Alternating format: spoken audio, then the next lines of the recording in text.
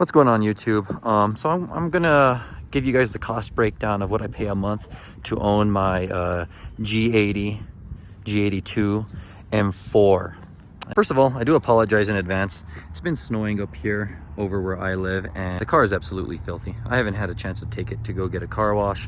I'll probably be doing that here in a second, but I mean, look at those wheels. That is some rough stuff. Where did I get the car? I bought it out in Arizona. I was going through town and I had seen this one in the dealer room lot. My mom was actually looking for a car at the time. I saw this sitting out in the dealership and I asked the guy, I was like, what's wrong with that? And he said, nothing. It's just been sitting there for a while. We haven't been able to sell it.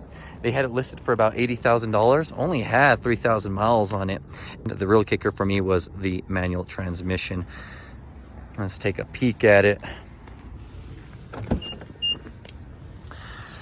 That's the kicker right there. That's the big boy that I wanted. Coming from my previous car, a 2021 Mustang GT, that was also a manual transmission.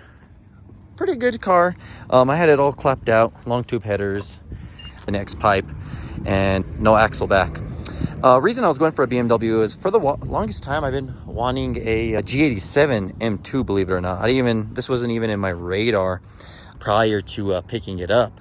So I can safely say after owning the car for a while and doing the few performance mods that I've done, I definitely love the looks of the car. I mean, the front looks so mean. I know what everybody says, it looks like buck teeth, but I mean, you get rid of that stock grille that they give you and put some carbon fiber on, brings out the whole car, dude. I mean, it really makes it look nice.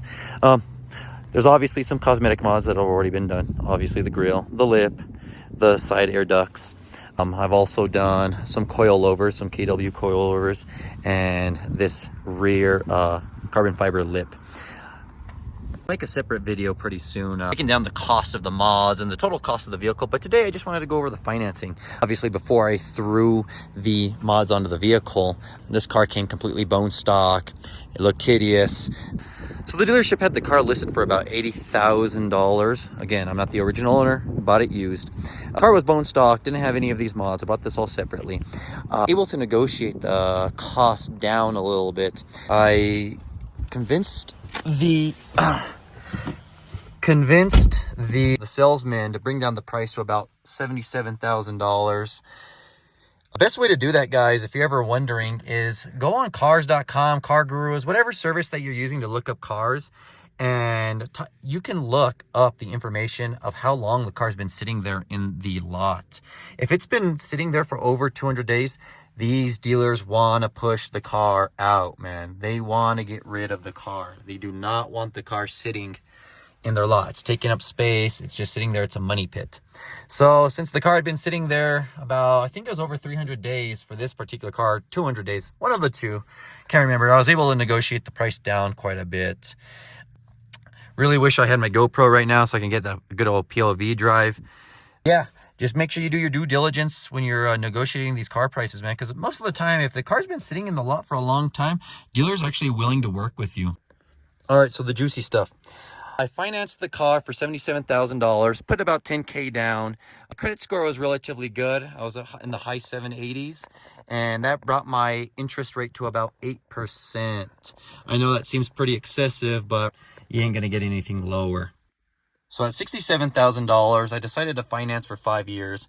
There's a couple of YouTubers that I follow and a lot of information online where they recommend that you don't go over that 5-year mark when you're financing. Typically, if you do, you're stretching out the loan so far that you end up upside down on the vehicle and you never get that money back within 2 years or 3 years if you ever do decide to trade in the car.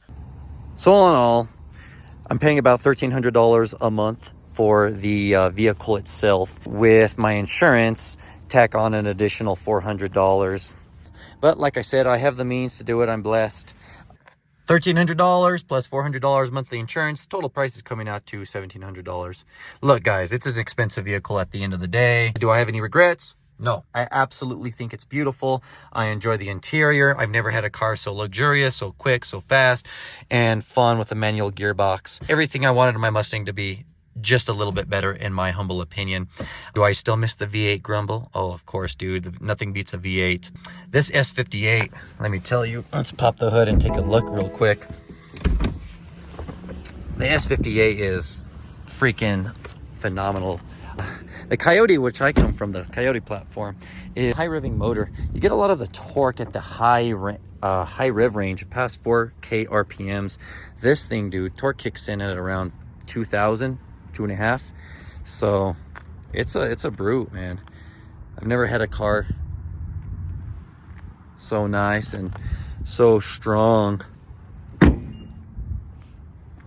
I do apologize too if I kind of stuttered over my words and stuttered over myself, guys. This is my first time making a YouTube video, or a long form YouTube video, I should say. And it's a little uncomfortable, I ain't gonna lie, being out, kind of finding a public spot, talking to yourself, talking to the phone.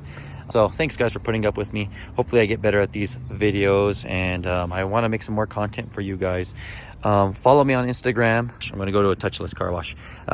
Should make a YouTube video out of that pretty soon. Again, thanks guys for putting up with me. Stay around for like upcoming mods.